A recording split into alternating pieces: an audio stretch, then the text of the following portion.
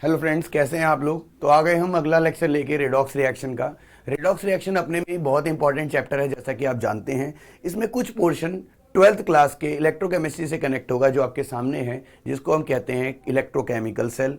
और कहीं ना कहीं गैल्वेनिक सेल के बारे में भी हमें यहाँ पे समझना है। अगर आप एनसीईआरटी को देखेंगे तो एनसीईआरटी में लिखा हुआ है redox reactions and electrode process. उसमें लिखा हुआ है एक्सपेरिमेंट करस्पॉन्ड टू रिएक्शन क्या है 8.15 can also be observe in if zinc rod is dipped in copper sulphate the redox reaction takes place and during the reaction blah blah blah, बहुत कुछ लिखा हुआ है। इसको हम एक इलेबोरेट वे में लेके चलेंगे। 3 टॉपिक के मैंने यहाँ से क्लिप ली हुई है।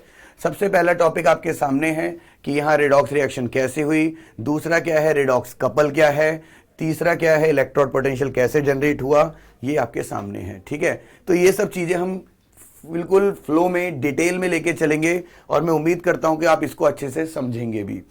तो बेटा, सबसे पहले कैसे हुई डिस्कवरी, इसके लिए मैं स्टार्टिंग से स्टार्ट करता हूं, जस्ट देखते चलें। सबसे पहले बात आती है कि डिस्कवरी ऑफ गैल्वेनिक सेल, और एक और नाम है जो फेमस है इलेक्ट्रोकेमिकल सेल। आखिर ये क्या है, क्या एक्सपेरिमेंट है, कैसे इस पे काम होता है, चलिए देखते हैं। ठीक है, तो मेरे प्यारे बच्चों, सबसे पहले हम इस बात को समझेंगे। इसको मैं क्लीन करता हूँ, थोड़ा अच्छे से लिखेंगे, है ना, वो टेढ़ा जा रहा था ना, राइट। तो सबसे पहले हम बात करते हैं, एकदम से और पीछे लेके चलते हैं। सबसे पहले हम बात करेंगे सेल की। आखिर बच्चों सेल होता क्या है, तो सेल के बारे में आप समझ लीजिए। इट इज ए डिवाइस, ये एक डिवाइस है that converts chemical energy into electrical energy और vice versa. You know vice versa मतलब इलेक्ट्रिकल एनर्जी इनटू क्या कर सकता है, केमिकल एनर्जी। तो अब जरा बात समझने की ये है कि ऐसे कैसे करता है। तो सेल को इसी वजह से 2 कैटेगरी में डिवाइड किया गया। आप ऐसे भी समझ सकते हैं, जैसे आपका मोबाइल है, जब आप अपने मोबाइल को यूज कर रहे होते हैं तो उस प्रोसेस को डिस्चार्जिंग कहते हैं, क्योंकि मोबाइल की जो बैटरी है उसकी केमिकल एनर्जी आप किस में कन्वर्ट कर रहे होते हो, इलेक्ट्रिकल एनर्जी में। उस वक्त आपका मोबाइल किसकी तरह वर्क करता है, इलेक्ट्रोकेमिकल सेल। लेकिन जब आप उसको चार्जिंग पे लगा देते हो तो एक्सटर्नल वोल्टेज जो है उसको चार्ज कर रही होती है, तो उस वक्त उसका नाम हो जाता है इलेक्ट्रोलिटिक सेल। इलेक्ट्रोलिटिक सेल तो कंप्लीटली 12th में है, बट इलेक्ट्रोकेमिकल सेल के बारे में हमें काफ़ी इंफॉर्मेशन 11th में मिल जाएगी और 12th में रिपीट होगी, इसलिए ध्यान से सुनना। तो अब हम बात करते हैं, 2 टाइप है। पहला टाइप मैंने क्या बोला, इलेक्ट्रोकेमिकल सेल, और दूसरा टाइप बेटा मैंने क्या बोला, इलेक्ट्रोलिटिक सेल। इलेक्ट्रोकेमिकल सेल और दूसरा टाइप मैंने क्या बोला, इलेक्ट्रोलिटिक सेल। इलेक्ट्रोकेमिकल सेल में आप क्या बोलोगे, it is a device that converts energy produced during spontaneous redox reactions directly into the electrical energy. किस में कन्वर्ट हो जाएगा ये, इलेक्ट्रिकल एनर्जी। अच्छा, इसी को हम यहाँ पे एक स्पेशल टाइप पढ़ेंगे, गैल्वेनिक सेल। इसमें अभी मैं क्लियर कर दूं, अभी से ही क्लियर कर दूं कि इसमें कॉपर की तो कैथोड होगी और बेटा जिंक की क्या होगी, एनोड होगी। क्लियर है, अभी आगे इसको अच्छे से और समझेंगे। इलेक्ट्रोलिटिक सेल में आप क्या बोलोगे, in this cell external voltage, क्या बोला मैंने, external voltage is applied to reverse the direction of current, so it converts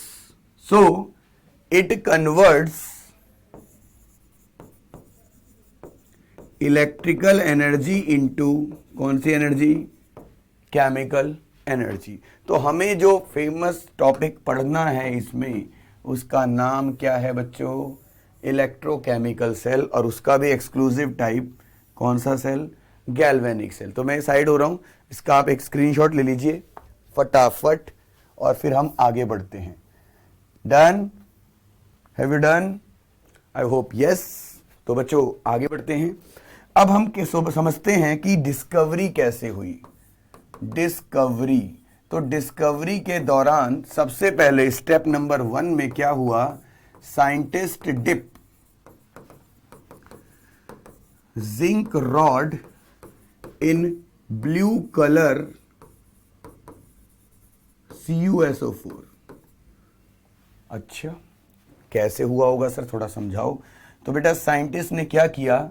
scientist ने लिया एक बीकर, उस बीकर के अंदर उसने ब्लू कलर का कॉपर सल्फेट सॉल्यूशन डाला।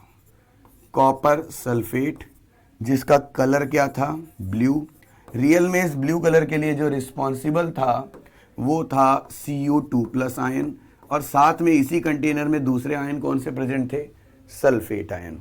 अब इसने इसमें क्या डिप की है? इसने डिप करी है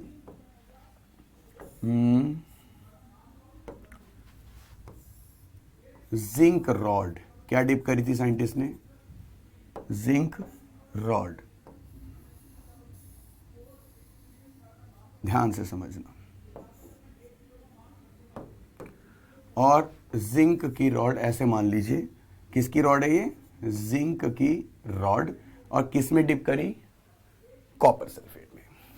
अब देखते ही देखते साइंटिस्ट चौंकने लगा। हुआ क्या? 3 बातें। और हाँ, यहां पे उसने एक थर्मामीटर भी लगाया था। यहां पे मैं साइड में एक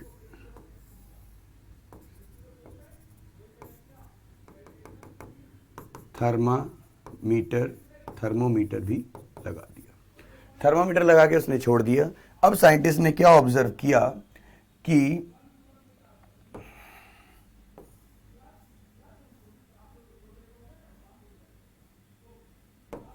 रेडिश ब्राउन पीपीटी बनने लगा। क्या बना?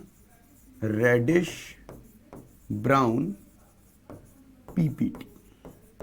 और थर्मामीटर दोबारा से आया। थर्मामीटर जो था उससे जो टेम्परेचर था वो T2 था, यहां जो टेम्परेचर था वो T1 था। ठीक है, तो T2 T1 से क्या निकला? ज्यादा। इसके अलावा ब्लू कलर क्या हुआ? वो फेड होने लगा। आप ऐसे भी कर सकते हो।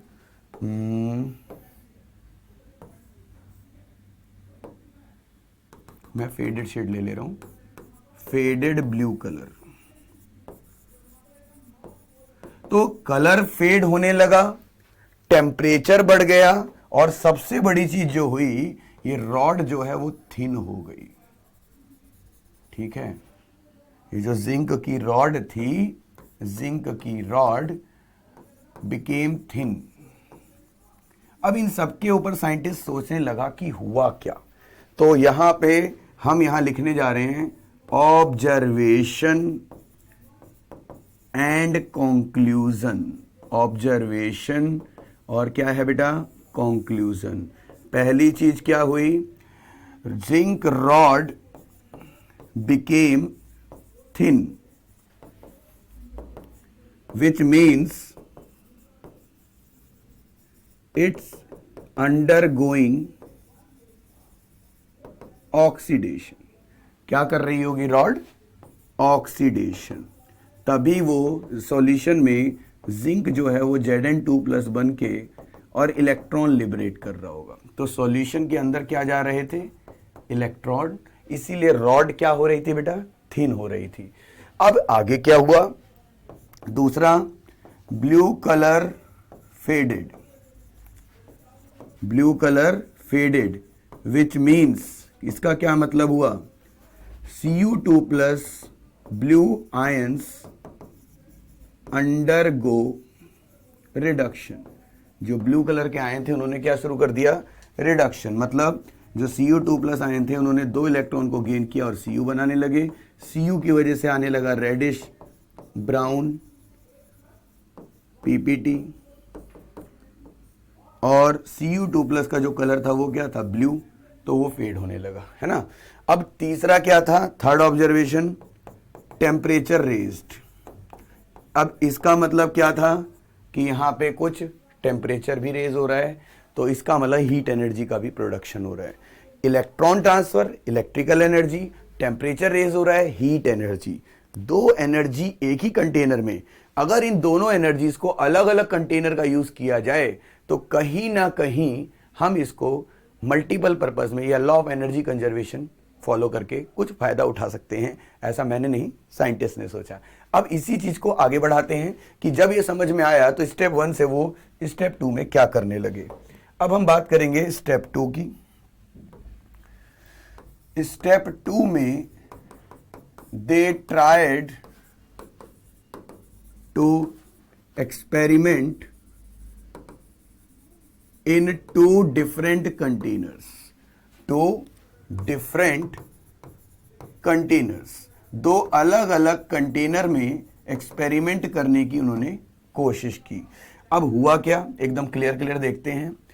साइंटिस्ट ने बिल्कुल इस चीज को समझ के चलना, दो अलग अलग कंटेनर लिए बच्चों, एक राइट में और एक लेफ्ट में। अभी मैं ये राइट वाला बना रहा हूं, ये लीजिए।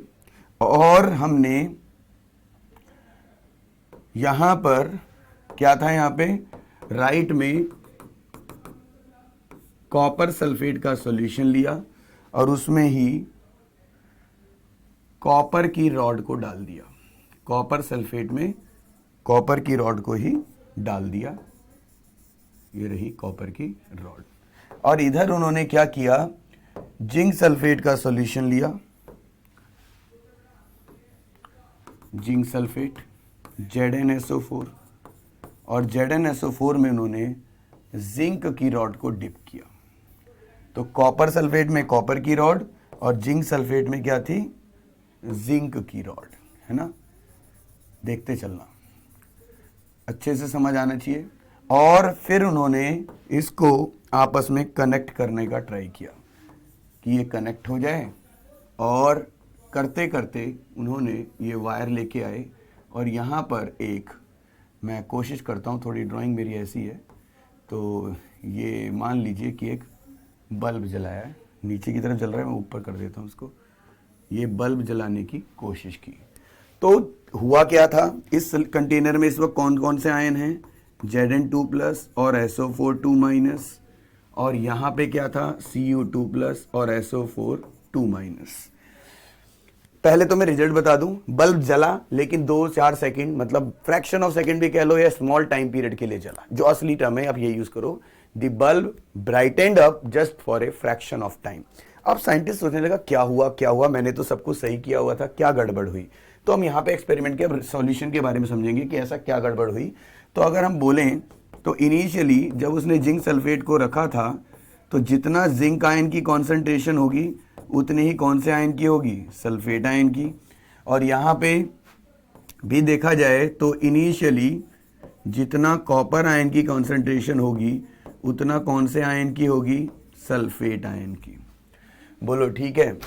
अब लेटर ऑन क्या हुआ, साइंटिस्ट ने सॉल्यूशन के अंदर कौन से आयन आने लगे, Zn2+, और इलेक्ट्रॉन यहाँ पे एक्यूमुलेट होने लगे। ये ऐसे समझ लो, रॉड न्यूट्रल है तो उसमें कैटायन भी होंगे और एनायन भी। अगर कैटायन बाहर आ रहे हैं तो रॉड का साइन क्या होगा, नेगेटिव। इसलिए जो एनोड थी उसका साइन क्या था, नेगेटिव। ये भी आपको क्लियर होना चाहिए। और ये इलेक्ट्रॉन्स यहां से मूव कर रहे थे, इसलिए बल्ब जल रहा था। और इलेक्ट्रॉन जब यहां जा रहे थे तो Cu2+ आयन, वो जो इलेक्ट्रॉन आ रहे थे उनको गेन करके यहां इकट्ठे हो रहे थे, है ना। इसको कॉपर डिपॉजिट हो रहा था। तो एक साइड की रॉड हो रही थी पतली और एक साइड की क्या हो रही थी, मोटी।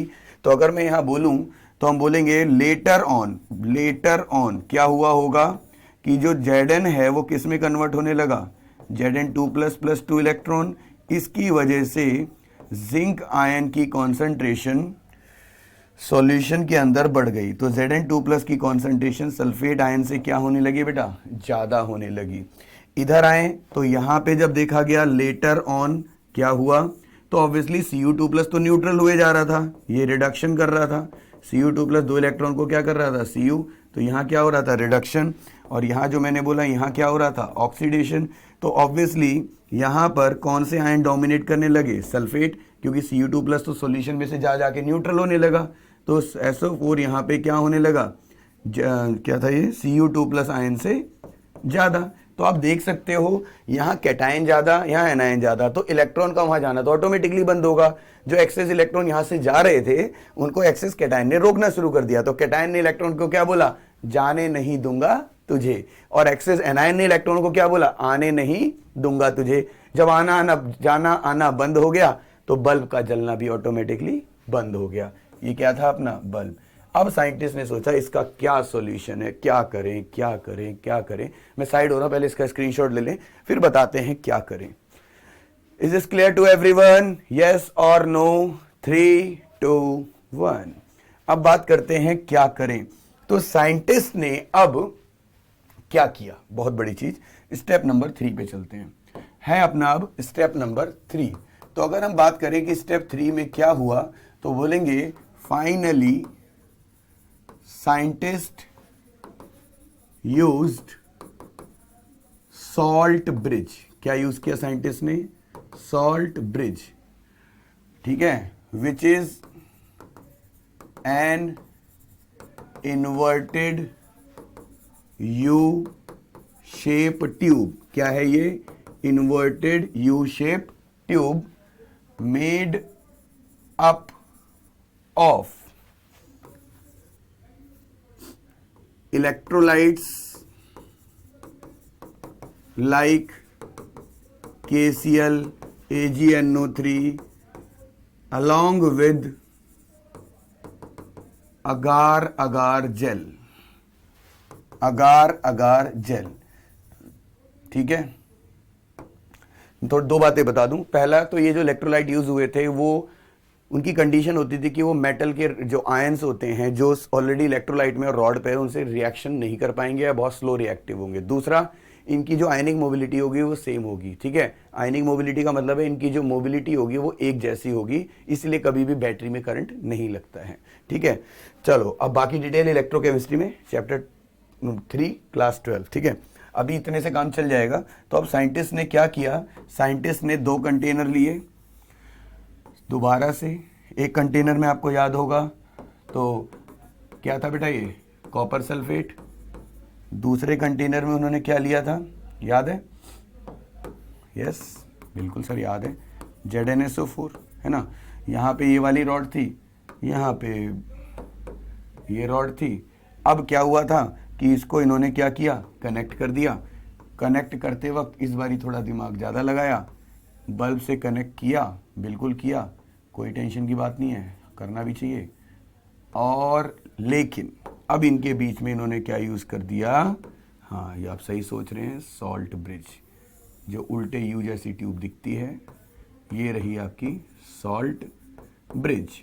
अब आपको अगर याद हो तो यहाँ पे एक्सेस में क्या था, Zn2+, और यहाँ पे एक्सेस में क्या था, SO4 2-। अब सॉल्यूशन में उन्होंने क्या डाला, उन्होंने डाल दिया KCl। क्या डाल दिया, मान लीजिए KCl इन अगार अगार जेल।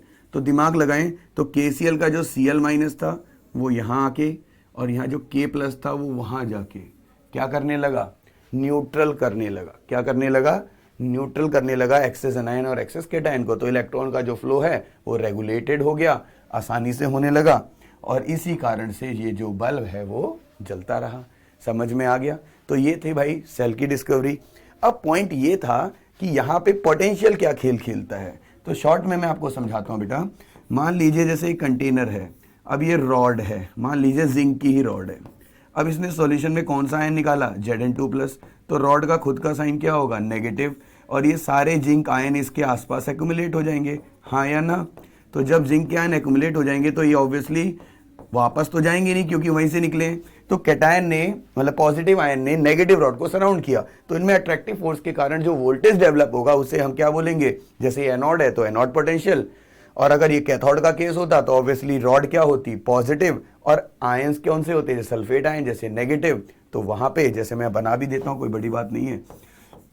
यहाँ पे सॉल्यूशन में आए जा रहे थे रॉड, तो अगर पॉजिटिव आयन इस रॉड पे जा रहे हैं तो ऑब्वियसली अब रॉड क्या हो गई, पॉजिटिव, और इसके आसपास एक्सेस आयन कौन से होंगे, सल्फेट आयन।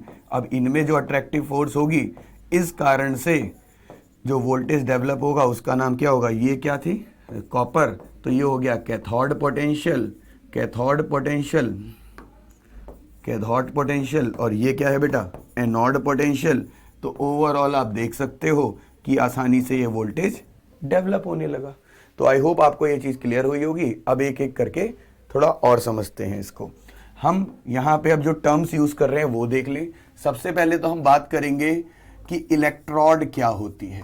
क्या वर्ड यूज़ कर रहे हैं, इलेक्ट्रोड क्या होती है। तो आप बोलोगे it is a metal rod. Electrode क्या है, it is a metal rod which can undergo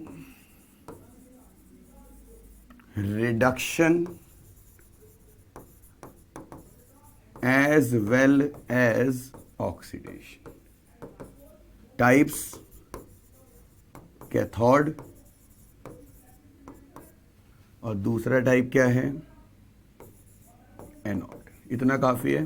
तो इलेक्ट्रोड क्या हुई, एक मेटल रॉड है which can undergo reduction as well as oxidation. It is use to pass voltage और current in the cell, है ना, ये भी लाइन अच्छी है। It is used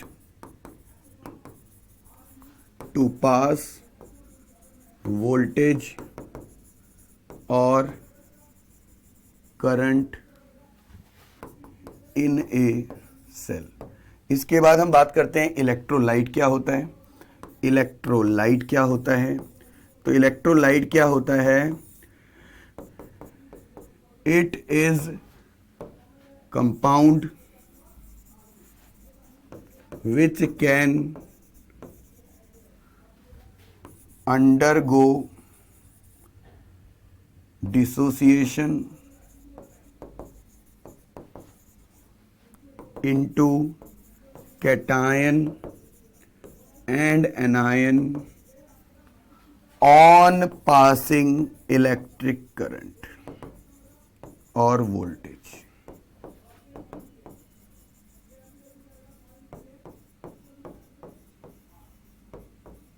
अब इसके टाइप होते हैं, जैसे जनरली जो हम यूज़ करते हैं इसके टाइप, तो वो है एसिड, दूसरा है बेस, और तीसरा हम क्या यूज़ करते हैं, सॉल्ट। ठीक है ना, तो ये तीन टाइप हो गए। वाटर बहुत ही अच्छा इलेक्ट्रोलाइट यूज़ किया जाता है। तो ये चीज़ें हो गई दो आपकी, इलेक्ट्रोड और दूसरा क्या हो गया, इलेक्ट्रोलाइट। मैं साइड हो गया था, एक बार दोबारा हो जाता हूँ। अब इसका स्क्रीनशॉट ले लीजिए। 3, 2, 1, आगे चलते हैं। आगे हम बात करेंगे इलेक्ट्रोलाइट के बाद आयन। अब आयन भी दो तरह के होते हैं, बताइए कौन कौन से। पहला कैटायन और दूसरा क्या होता है, एनायन। कैटायन का चार्ज क्या होता है, पॉजिटिव। देखो कैटायन का टी पॉजिटिव जैसा लग भी रहा है, और एनायन क्या होंगे, नेगेटिव। ट्रिक थी वो। फिर हम बोलते हैं produced after loss of electron. Electron का यहाँ क्या होता है, लॉस।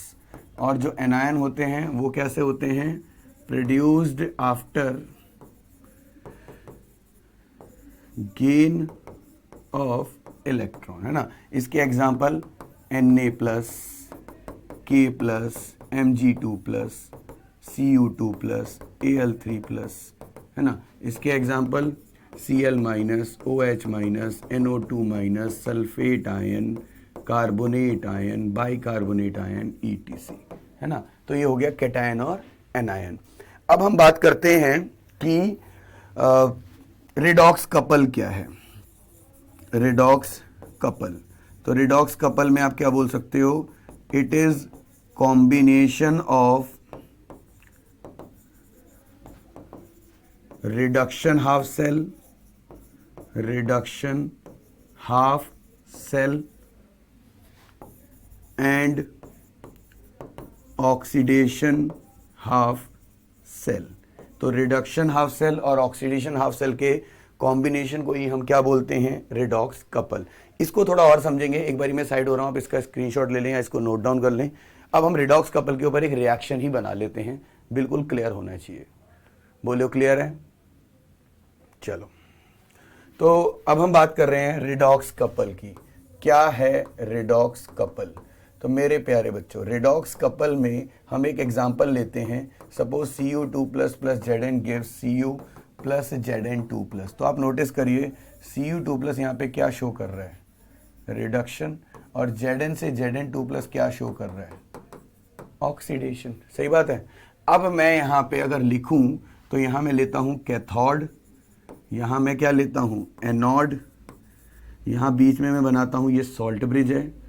कैथोड में रिडक्शन किसका हो रहा है, Cu2 प्लस से Cu का, ऑक्सीडेशन Zn से किसका हो रहा है, Zn2 प्लस का।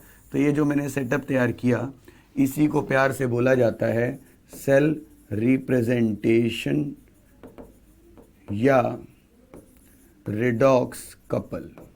और अगर मैं इसका नाम बोलूं तो आप देख सकते हो, ये क्या है, रिडक्शन हाफ सेल, और ये क्या है, ऑक्सीडेशन हाफ सेल। इसको आप कैथोड हाफ सेल भी बोल सकते हो, और इसको आप एनोड हाफ सेल भी बोल सकते हो। तो इस तरीके से ये सेटअप तैयार हुआ। अब यहाँ पे एक नया वर्ड आता है EMF। चलिए इसको नोट कर लीजिए, मैं साइड हो रहा हूँ। डन। चलो अब हम बात करेंगे, तो sorry,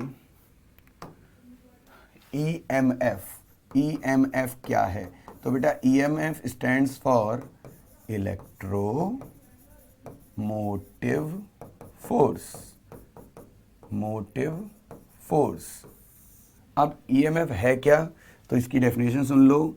it is voltage difference between two electrodes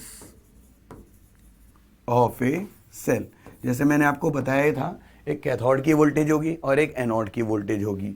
तो हम बोलेंगे मैथमेटिकली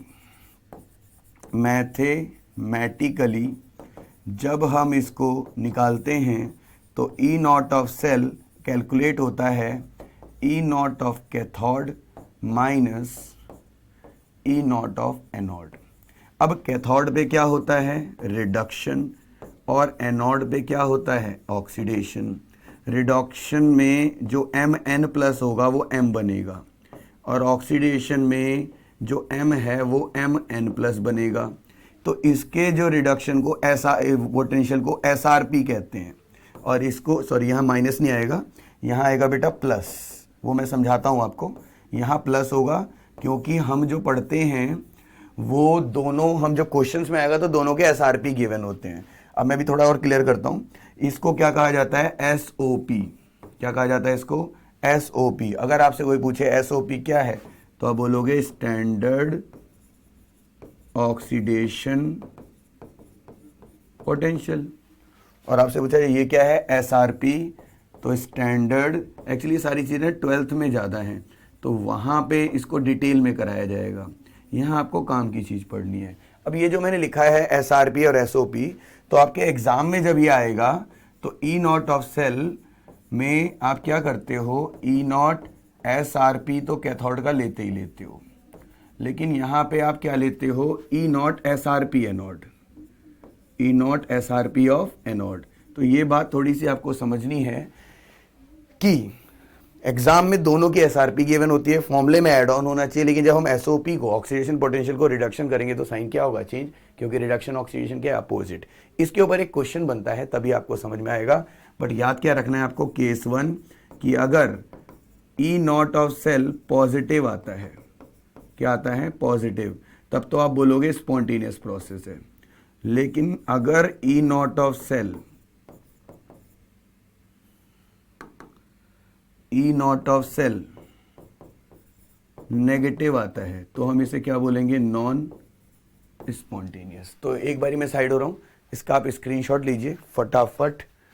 मैं साइड हो गया। ये बड़ी ही काम की चीज़ है। क्या है EMF, एक बारी देख लेते हैं। Electromotive force, it is voltage difference between two electrodes of a cell. It is voltage difference between two electrodes of a cell. Mathematically E naught of cell है कैथोड और एनोड के EMF का total.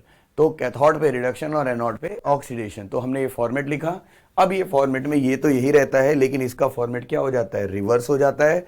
इसीलिए हम उसमें minus का sign लेके आते हैं। ये बहुत ही काम की चीज़ थी आपको जानने के लिए कि कई लोग कहते हैं डायरेक्ट ही माइनस लिखो, मैंने भी डायरेक्ट लिख दिया था, ये ध्यान नहीं दिया कि मुझे पहले आपको एसओपी समझाना है। तो अभी आपको क्लियर हो गया होगा, काम भर का बहुत है। अब एक न्यूमेरिकल करते हैं जिसमें आपको ये चीज़ समझ में भी आ जाएगी और हमारा काम बहुत ईजिली हो भी जाएगा। क्या है सर वो बताइए, क्वेश्चन क्या है? फॉर दी रिएक्शन, एक रिएक्शन गिवन है Cu2 plus Zn give Cu plus Zn2 plus, ठीक है। If E not Cu2 plus से Cu आपको गिवन है 0.34 वोल्ट और E नॉट Zn2 प्लस से Zn, जबकि दिया होना चाहिए था Zn से Zn2 प्लस, तो दिया ये भी SRP है माइनस का 0.76 वोल्ट। कैलकुलेट, सबसे पहले क्या कह रहा है? Redox couple expression, calculate word use नहीं करते हम, यहां यूज करेंगे फाइंड। क्या यूज करेंगे? फाइंड। रिडॉक्स कपल एक्सप्रेशन पहली चीज, दूसरी चीज ई नॉट ऑफ सेल, तीसरी चीज स्पॉन्टिनिटी, चौथी चीज गिब्स फ्री एनर्जी, और पांचवी चीज इक्विलिब्रियम कांस्टेंट। फटाफट समझते हैं इसको। इसका रिडॉक्स कपल तो आपको ऑलरेडी समझ में आ रहा होगा कि कॉपर के रेस्पेक्ट में तो क्या शो होगा? रिडक्शन, और जिंक के रेस्पेक्ट में क्या होगा? ऑक्सीडेशन। तो अगर मैं यहाँ इसका एक्सप्रेशन बनाता पहला वाला, तो यहाँ पे मैं क्या लिखता बेटा? Cu2 प्लस से Cu डबल Zn से क्या होगा? Zn2 plus. तो ये तो इसका क्या हो गया? Redox couple. सेकेंड पार्ट में आपसे कहता है ई नॉट ऑफ सेल निकालो। तो ई नॉट ऑफ सेल क्या होना था? Obviously E not Cu2 plus से Cu प्लस का ई नॉट Zn से क्या आना चाहिए था? Zn2 plus. बात को समझना। अब मैं इसमें चेंज करूंगा, ई नॉट Cu2 प्लस से Cu minus E not Zn2 plus से Zn, क्योंकि मैंने SOP को क्या ले लिया? अब SRP। ये दोनों वैल्यूज मुझे गिवन थी, 0.34 माइनस ऑफ माइनस का 0.76, तो ये प्लस का 1.10 वोल्ट आ जाएगा।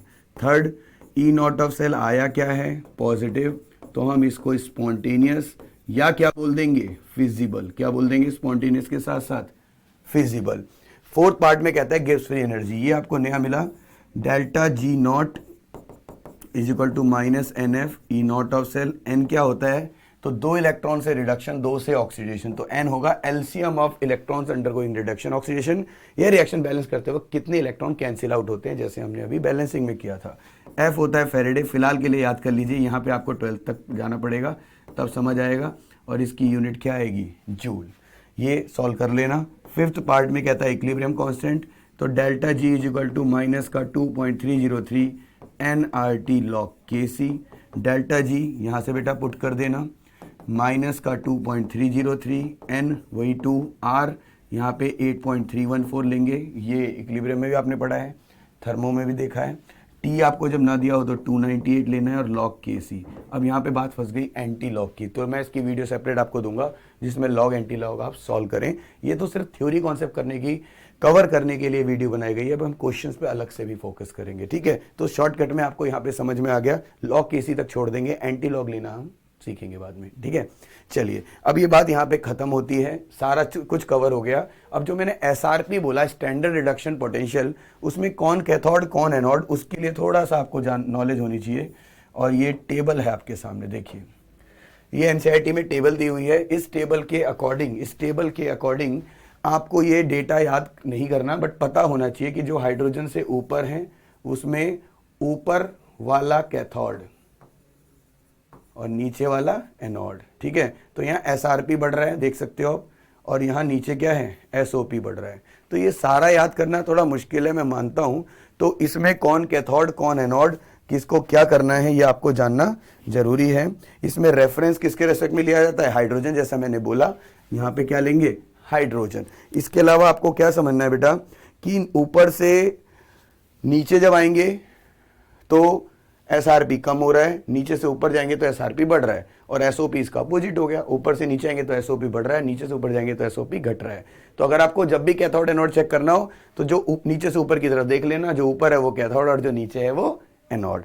अब इसको याद करने का थोड़ा सा ट्रिक मैं आपके लिए हेल्प कर सकता हूं कि जैसे लिखा लिक, क्या है ये, लिक, काम भर की चीज, बासर, लिक बासर, काना, काना से मतलब जिसकी एक आंख नहीं होती, काना, मुगल, काना मुगल, मंजन, ब्रश करते हैं तो मंजन, लिक बासर, काना मुगल, मंजन, करता, लिख, ध्यान से देखो पहले, लिक बासर, काना मुगल, मंजन, करता, फीका, करता क्या हो गया, क्रोमियम, फीका क्या होगा, सोचो, करता क्या हो गया, थोड़ा साइड हो गया था मैं कि सब देख लें, ठीक है। तो मंजन, करता, क्रोमियम, करता, फीका, फीका मतलब हो गया आयरन और कोबाल्ट, फीको मान लो तो राजस्थान में पहुंच जाएंगे फिर आप, फीका, है ना। नहीं प्रभु, ठीक है, निकल और लेड, नहीं प्रभु, नहीं प्रभु, high, hydrogen, high, coat, copper, coat, coat, नहीं प्रभु, हाई कोट है आपका, प्रभु लिखा मैंने कहीं, हाँ ठीक है, पी भी लिख दिया, हाई मतलब थोड़ा ट्रिक बनाई है मैंने, हाई मतलब हाइड्रोजन, कोट मतलब क्या हो गया, कॉपर, है आपका, अब दोबारा है आ गया तो यहां क्या आएगा, मरकरी, है और आपका, ए पी, तो ए में पहला ए जी और ये ए यू, कैसे याद रखोगे, जी अल्फाबेटिकली पहले आता है ओ यू बाद में, तो आप आई यू है, तो इंग्लिश में लिखता हूं इसको, ज्यादा क्लियर रहेगा, क्यों, आपका मतलब इसमें पी भी चला गया, फिर लास्ट में क्या आएगा, F2, अगर आप F2 यहां पे देखें तो कहीं दिख रहा है आपको, F2,